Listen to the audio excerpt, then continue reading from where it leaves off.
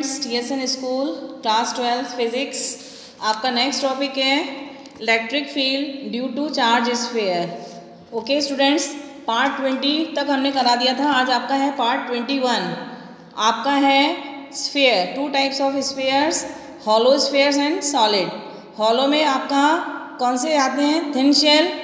उसमें आपके two types हैं, कंडक्टिंग जिसको मेटेलिक और नॉन कंडक्टिंग डाइलेक्ट्रिक। सॉलिड में आपका आएगा वो भी कंडक्टिंग और नॉन कंडक्टिंग। आपका देखिए, कंडक्टिंग, हॉलो का conducting, non conducting and solid का कंडक्टिंग। सॉलिड में कंडक्टिंग, इन तीनों की कंडीशंस आपकी वही सेम आएगी। और आपका नॉन कंडक्टिंग का क्या होगा, उसका केस अलग है। ओके स्टूडेंट्स, आप देखिए आपका except for non conducting solid sphere rest have same property, charge resides on surface of sphere. आपका हॉलो में कंडक्टिंग, नॉन कंडक्टिंग और सॉलिड में कंडक्टिंग, इनका जो चार्ज है वो आपका सरफेस पे है, और नॉन कंडक्टिंग का जो चार्ज है वो आपके पूरे स्फीयर के अंदर होगा, यानी कि पूरा फुल वॉल्यूम। ओके, आप देखिए आपका electric field due to hollow conducting, non conducting sphere and solid conducting sphere, जिसका रेडियस हमने क्या मान लिया, आर। इस पर चार्ज क्या है आपका at the surface, sigma. Sigma क्या है आपका चार्ज, आपका जो चार्ज है वो सरफेस पे है, तो इसका यूनिट क्या होगा, चार्ज पर एरिया। इनसाइड और आउटसाइड दोनों कंडीशन में हम निकालेंगे। ओके स्टूडेंट्स, इनसाइड और आउटसाइड, इनसाइड में स्मॉल आर आपका छोटा और आउटसाइड में स्मॉल आर आपका ग्रेटर देन इस capital R. Distance R from centre of sphere.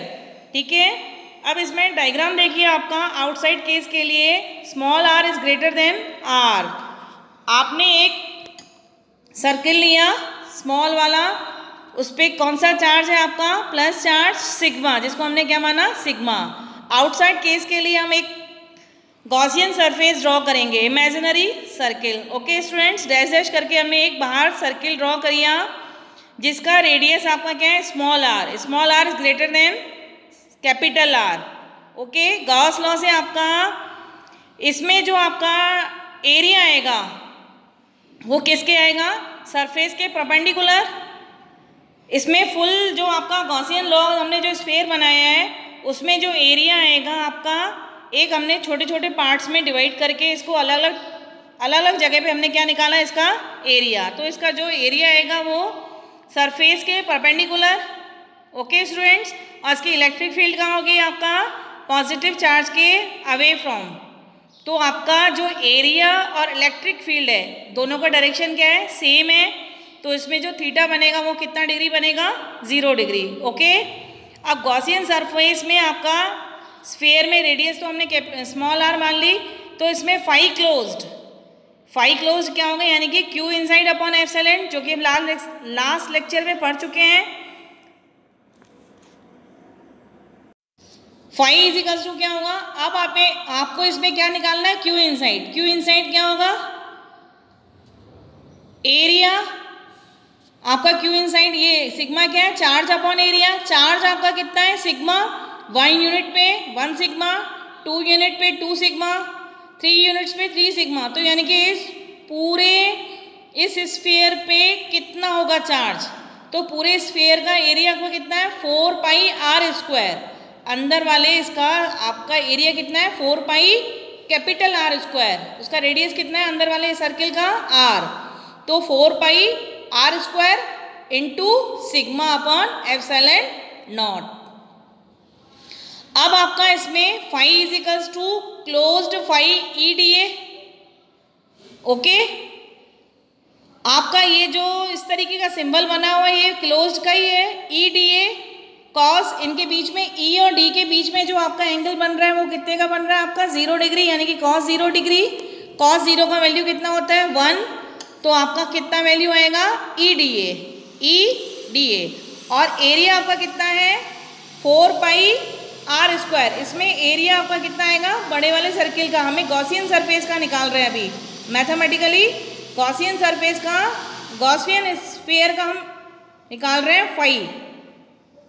तो फाई इज इक्वल्स टू क्या होगा, E into 4 pi small are square. Gaussian surface का रेडियस कितना है? Small r. ओके स्टूडेंट्स, अब आपका क्लोज्ड गॉसियन सरफेस का phi 4 pi are square sigma upon epsilon naught, और मैथमेटिकली यानी कि फाई इजिकल्स टू आपका कितना आया? 4 pi E into 4 pi are square. दोनों फाई क्या होंगे? इक्वल।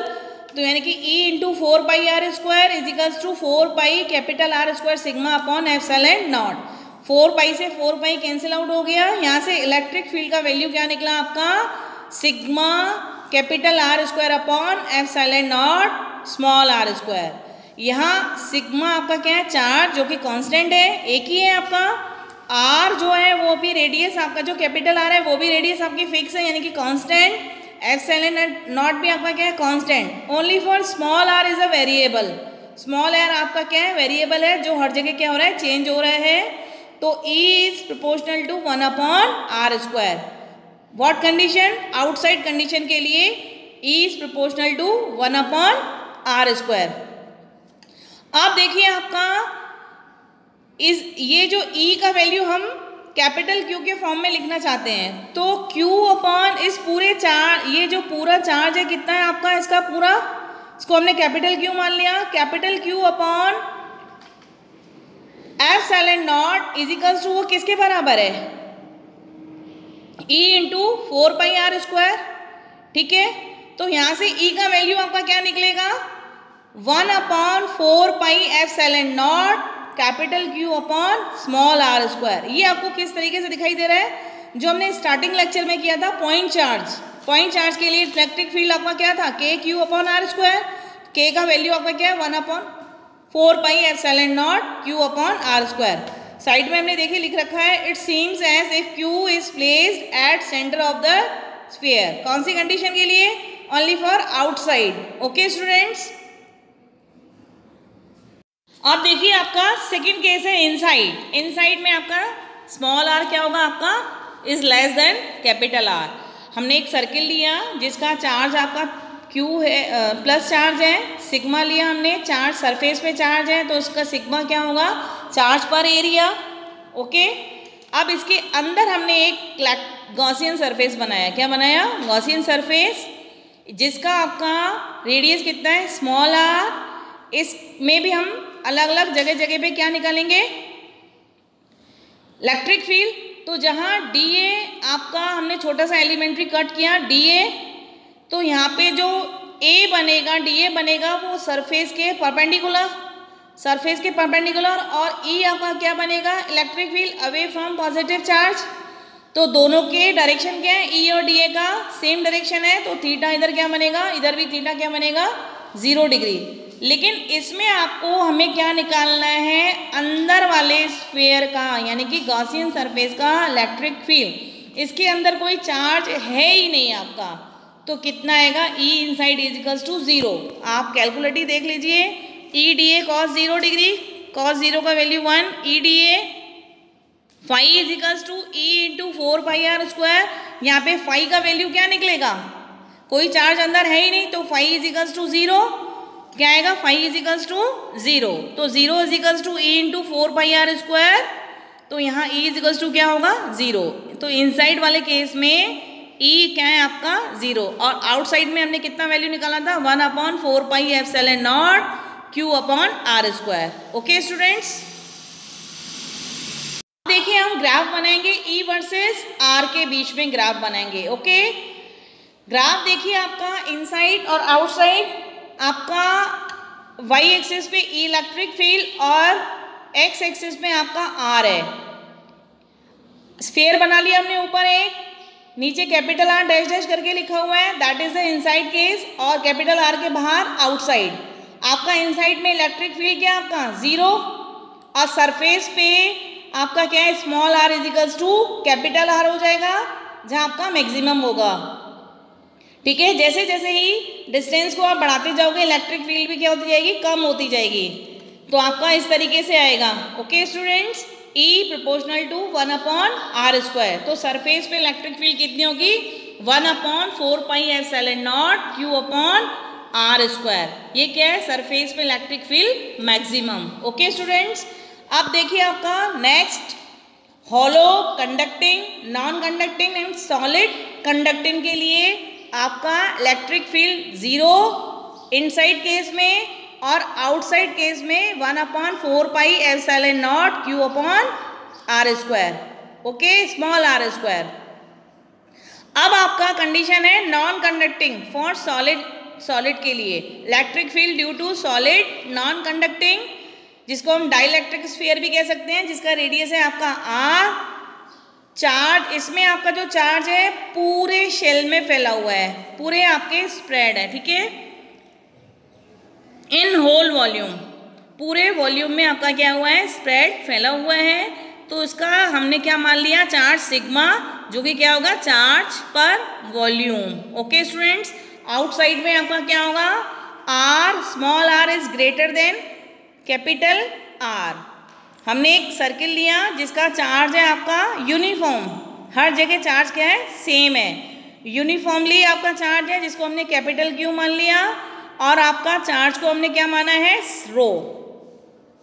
हमने एक गॉसियन सरफेस बनाया आउटसाइड, बाहर की तरफ हमने गॉसियन सरफेस बनाया स्फीयर, जिसका रेडियस आपका क्या हो गया, स्मॉल r। इसमें डी आपका क्या बनेगा, आपका सरफेस के परपेंडिकुलर, ओके। अलग अलग टुकड़ों पे हम क्या निकालेंगे, डीए, तो सरफेस के क्या आएगा, परपेंडिकुलर, और ई क्या आएगा, away from electric field.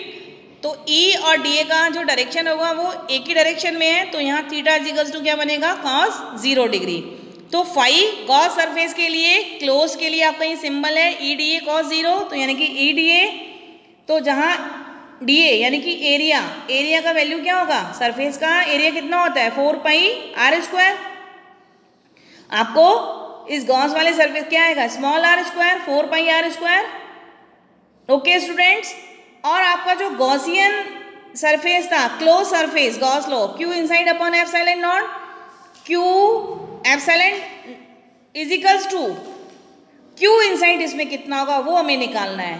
Q inside यानी कि आपका एक यूनिट के लिए रो का वैल्यू कितना होगा, 1 रो, 2 यूनिट के लिए 2 रो, 3 यूनिट्स के लिए 3 रो। तो इस पूरे स्फीयर के लिए रो का वैल्यू, मतलब जो चार्ज होगा वो कितना होगा, इस पूरे स्फीयर में वॉल्यूम कितना होगा, 4/3। स्फीयर का वॉल्यूम कितना होता है, 4/3 पाई RQ, कैपिटल RQ आएगा, क्योंकि आपका जो अंदर जो है आपका, उसका रेडियस कितना है आपका, कैपिटल R, ओके।